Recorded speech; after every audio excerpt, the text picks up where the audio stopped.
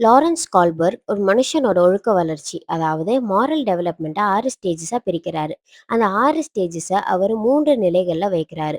முன் ஒழுக்க நிலை, ஒழுக்க நிலை, பின் ஒழுக்க நிலை. அதாவது pre conventional level, conventional level and post conventional level. இதை இன்னும் நம்ம தெளிவா புரிஞ்சுக்கிறதுக்கு, நம்ம இதை ஒரு கதையில அப்ளை பண்ணி பார்க்கலாம். ஒரு ஸ்கூல்ல ஒரு சண்டை நடக்குதுன்னு நெனச்சுக்கலாம். 2 9த் ஸ்டாண்டர்ட் பசங்க ஒரு குட்டி பையன போட்டு அடிச்சிட்டு இருக்காங்க. இந்த சண்டைய வேடிக்கை பார்த்துட்டு இருக்கிற ஒவ்வொருத்தரும் ஒவ்வொரு ஒழுக்க நிலையில இருக்காங்க. அவங்க என்ன பண்றாங்க? அதை எப்படி அவங்க நியாயப்படுத்துறாங்கன்னு பார்க்கலாம். ஸ்டேஜ் 1 கீழ்ப்படிதல் மற்றும் தண்டனை நோக்கம். நிலை 1ல இருக்கிறவங்க எப்போதுமே ஒரு விஷயத்த செஞ்சா தனக்கு பனிஷ்மெண்ட் கிடைக்குமா இல்லையான்றத யோசிச்சு தான் பண்ணுவாங்க.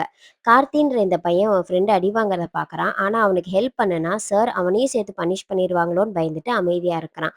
இங்க அவனுக்கு பனிஷ்மெண்ட் கிடைக்குமா? இல்லையா? கிடைக்காம இருக்கிறதுக்கு என்ன பண்ணலான்னு தான் அவன் யோசிப்பான்.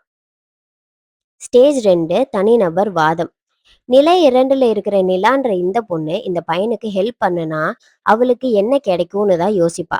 சண்டைக்குள்ள போனா அவளுக்கும் பனிஷ்மெண்ட் கிடைக்கும்னு அவளுக்கு தெரியும். ஆனா, இப்போ இந்த பையனுக்கு அவ ஹெல்ப் பண்ணா தான் நாளைக்கு அவளுக்கும் இதே நிலைமை வரும்போது, யாராச்சும் வந்து ஹெல்ப் பண்ணுவாங்கன்னு நெனச்சு இந்த காரியத்த பண்றா.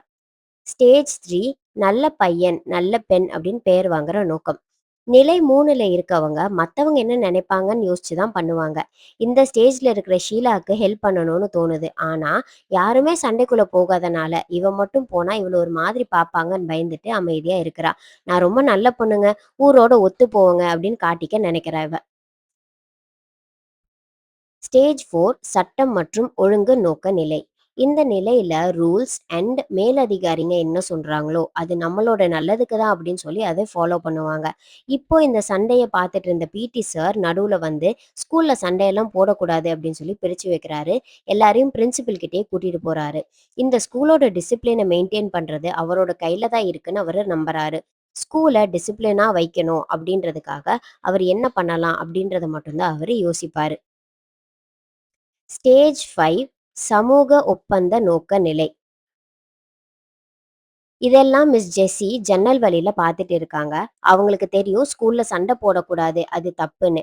ஆனா, இதே சின்ன பையன் நேத்து ஒரு சின்ன பொண்ண அடிக்கிறத இந்த மிஸ் பார்த்துட்டு இருந்தாங்க. அதனால இவனுக்கு இது தேவதான் அப்படின்னு அவங்க நினைக்கிறாங்க. இந்த நிலையில இருக்கிறவங்க ரூல்ஸ் எல்லாமே எல்லாருக்கும் சமமா இருக்கணும். அப்படி இல்லன்னா அந்த ரூல்ஸ் இருக்கிறதுக்கு யூஸே இல்ல அப்படின்னு நினைப்பாங்க. ஸ்டேஜ் 6 உலகளாவிய அறநெறி கோட்பாடு. சண்டையில இருந்த எல்லாரும் இப்ப பிரின்சிபல் ஆஃபீஸ்ல இருக்காங்க. அவரு ஸ்கூல் ரூல்ஸ் அப்புறம் அது எதுக்கு இருக்கு அப்படின்றத அவங்களுக்கு எக்ஸ்பிளைன் பண்றாரு. ஸ்கூல் ரூல்ஸ் நேர்மையா இருக்கணும்னு சொல்றாரு.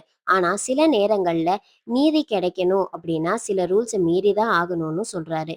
இவரு அடுத்தவங்களுக்கு இரக்கம் காட்டணும், அதுதான் பெரிய பண்பு.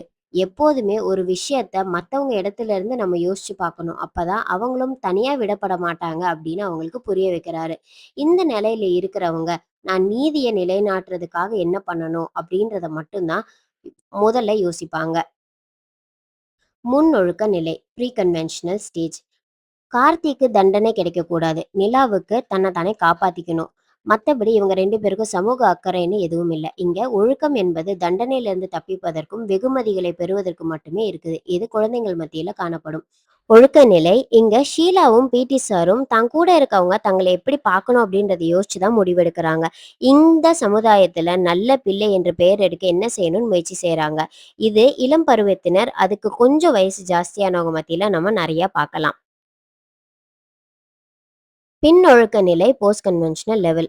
மிஸ் ஜெஸிக்கு இங்க நடக்கிற விஷயம் சிக்கலானதுன்னு நல்லா தெரியும். ஒவ்வொருத்தரும் தனக்கு எது சரியோ ஒழுக்கம்னு படுதோ அதை வச்சு தான் ரூல்ஸை ஃபாலோ பண்ணுறதும் மீறுறதும் உண்டுன்னு நல்லா புரிஞ்சிருக்கிறாங்க.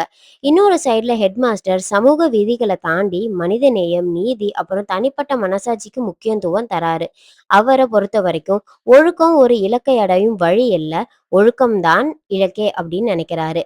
நிறைய பேர் இந்த நிலையை அடைவது இல்லை அப்படின்னு சொல்லி கால்பர்க் சொல்றாரு. கால்பர்க் உடைய இந்த தியரி பியாஜென்ட் உடைய அறிவாற்றல் வளர்ச்சி கோட்பாடு, அதாவது காக்னிட்டிவ் டெவலப்மெண்ட் தியரியை அடிப்படையா வச்சு தான் பண்ணியிருக்கிறாரு.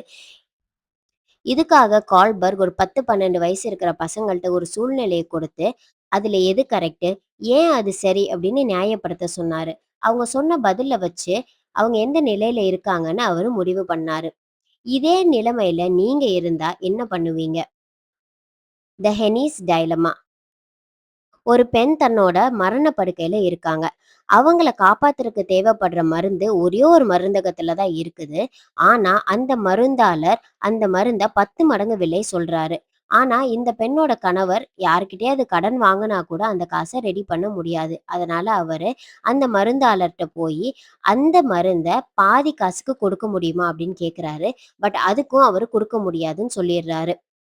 மனைவியோட உயிரை எப்படியாவது காப்பாத்தணும்னு அந்த கணவர் அந்த மருந்தகத்திலிருந்து அந்த மருந்த திருடிர்றாரு. இப்ப சொல்லுங்க, அவர் அந்த மருந்த திருடுனது சரியா? இல்ல அவரோட மனைவிய இவ்ளோ நேசிக்கிறது தான் இங்க பிரச்சனையா? இல்ல அந்த சாகர தருவாயில இருக்கிற மனுஷன் இவருக்கு தெரியாத யாரோ ஒரு நபரா இருந்திருக்கலாமா? இல்ல அந்த மருந்த திருடுனதுக்காக போலீஸ் இவர அரெஸ்ட் பண்ணணுமா? உங்களுடைய பதில கமெண்ட் செக்ஷன்ல போடுங்க. நீங்க எந்த நிலையில இருக்கீங்கன்னு தெரிஞ்சுக்கலாம். நன்றி.